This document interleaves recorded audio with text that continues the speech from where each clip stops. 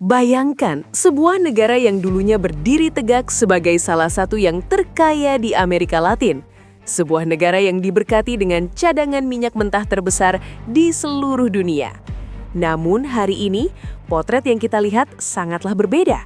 Krisis ekonomi yang mencekik, hiperinflasi hingga gelombang migrasi besar-besaran yang mengubah wajah kawasan.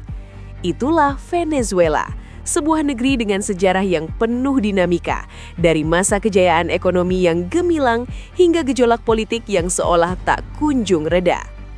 Baru-baru ini, mata dunia kembali tertuju ke sana, akibat isu penangkapan presiden yang sedang menjabat, sebuah peristiwa yang memicu tanda tanya besar tentang kemana arah masa depan negara ini. Di video kali ini, kita akan membedah perjalanan panjang Venezuela dan memahami bagaimana akar sejarah membentuk kondisi krisis yang terjadi saat ini.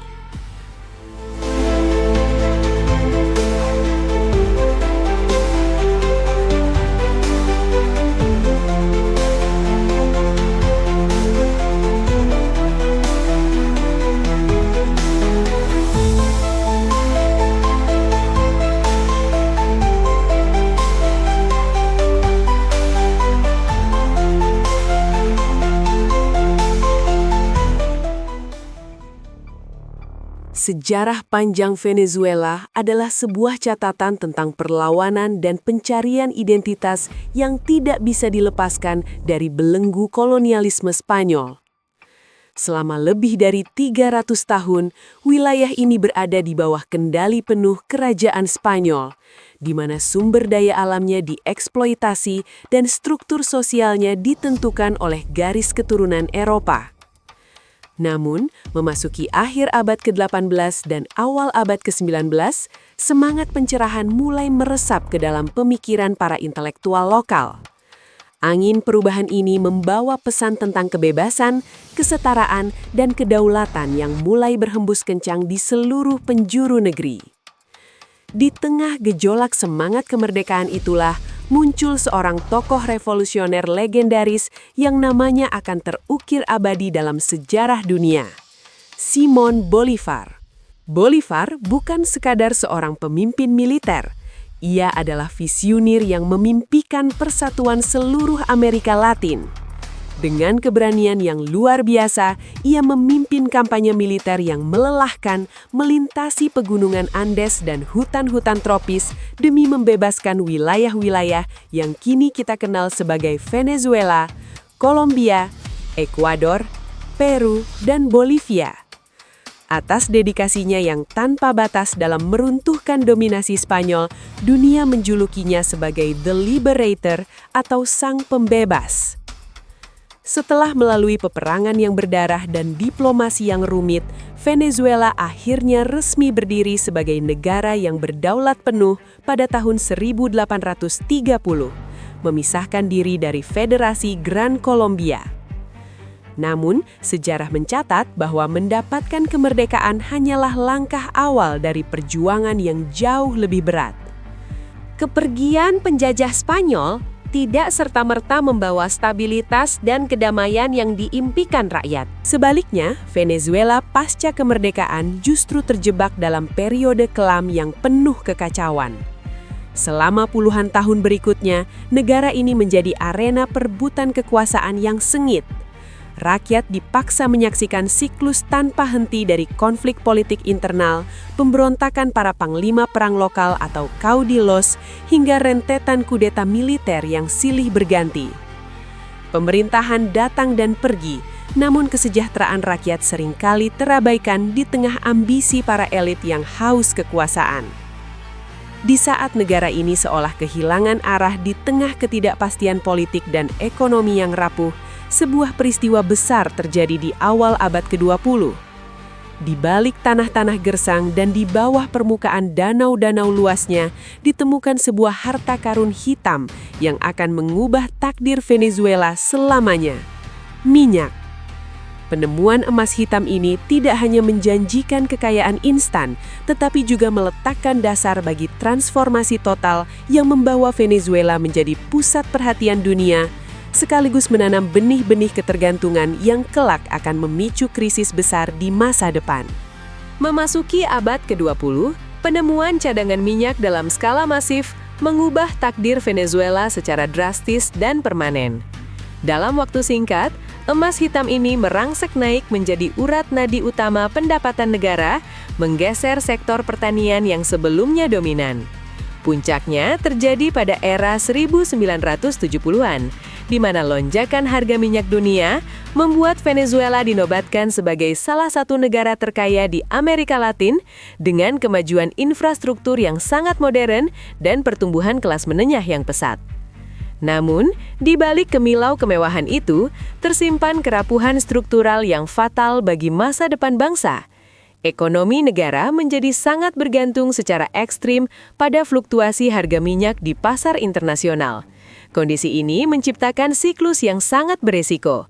Saat harga minyak dunia meroket, ekonomi domestik tampak berkembang pesat. Namun saat harga jatuh, krisis hebat langsung melanda tanpa ada jaring pengaman dari sektor industri lainnya. Ketergantungan inilah yang menjadi akar utama runtuhnya fondasi ekonomi Venezuela yang kita saksikan hari ini. Tahun 1999 menjadi titik balik besar lainnya saat Hugo Chavez terpilih sebagai presiden. Ia membawa konsep Bolivarian Revolution, sebuah kebijakan yang menekankan program sosial untuk masyarakat miskin dan memperkuat peran negara dalam ekonomi. Di satu sisi, kebijakan ini membuat Chavez sangat populer. Namun di sisi lain, banyak perusahaan dinasionalisasi dan investasi asing menurun. Ekonomi semakin bergantung pada minyak. Selama harga minyak tinggi, Venezuela masih bisa bertahan. Namun saat Chavez meninggal pada tahun 2013 dan harga minyak dunia mulai turun, tantangan besar mulai muncul ke permukaan. Era Maduro dan kejatuhan ekonomi. Setelah wafatnya Hugo Chavez, Nicolas Maduro naik ke tampuk kekuasaan untuk melanjutkan tongkat estafet revolusi Bolivarian. Namun, di bawah pemerintahannya, Venezuela justru terperosok ke dalam lubang hiperinflasi yang sangat parah dan merusak sendi-sendi kehidupan. Nilai mata uang Bolivar merosot tajam hingga hampir tidak berharga, menyebabkan harga kebutuhan pokok melambung tinggi ke tingkat yang tidak masuk akal. Pasokan barang-barang dasar, mulai dari makanan hingga obat-obatan, menjadi sangat terbatas di pasar, memaksa banyak warga hidup dalam kesulitan yang luar biasa dan kelaparan. Kondisi ini akhirnya memicu krisis kemanusiaan skala besar, di mana jutaan penduduk memilih untuk meninggalkan tanah air mereka, sebuah gelombang migrasi besar-besaran demi mencari kehidupan yang lebih layak di negara tetangga. Di saat yang sama, gelombang protes politik yang masif, tekanan diplomatik internasional, serta konflik yang terus-menerus dengan pihak oposisi semakin memperburuk keadaan dan mengisolasi posisi negara tersebut di mata dunia. Baru-baru ini, isu penangkapan presiden yang sedang menjabat kembali mengguncang stabilitas dan menunjukkan bahwa ketegangan politik di Venezuela masih berada pada titik didih yang sangat tinggi. Jika kita menarik garis ke belakang, terdapat benang merah yang jelas dalam pembentukan krisis ini. Ketergantungan ekstrim pada minyak sebagai satu-satunya tumpuan ekonomi, polarisasi politik yang membelah masyarakat secara tajam, serta krisis ekonomi berkepanjangan yang menghancurkan daya beli. Kerapuhan ini diperparah oleh institusi negara yang belum cukup kuat untuk berdiri independen di tengah tekanan politik yang luar biasa. Penting bagi kita untuk menyadari bahwa semua fenomena ini adalah hasil dari proses sejarah yang sangat panjang, bukan sesuatu yang terjadi secara instan atau dalam semalam. Di tengah semua gejolak kekuasaan ini, rakyat biasalah yang menanggung beban paling berat. Banyak dari mereka kehilangan pekerjaan, kehilangan akses pendidikan bagi anak-anak, dan terpaksa hidup dalam keterbatasan yang menyesakkan dada. Pada akhirnya, ini bukan sekadar cerita tentang angka ekonomi atau perebutan kursi politik. Ini adalah cerita tentang kemanusiaan dan perjuangan sebuah bangsa untuk bertahan hidup.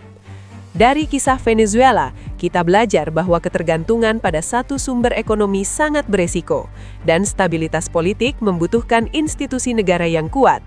Itulah perjalanan panjang Venezuela, dari negara kaya minyak menjadi negara yang kini menghadapi krisis yang sangat kompleks. Semoga video ini membantu kita memahami gambaran besarnya. Jika kamu suka konten sejarah seperti ini, jangan lupa like, share, dan subscribe. Tulis juga di kolom komentar, topik sejarah dunia apalagi yang ingin kamu pelajari. Sampai jumpa di video berikutnya.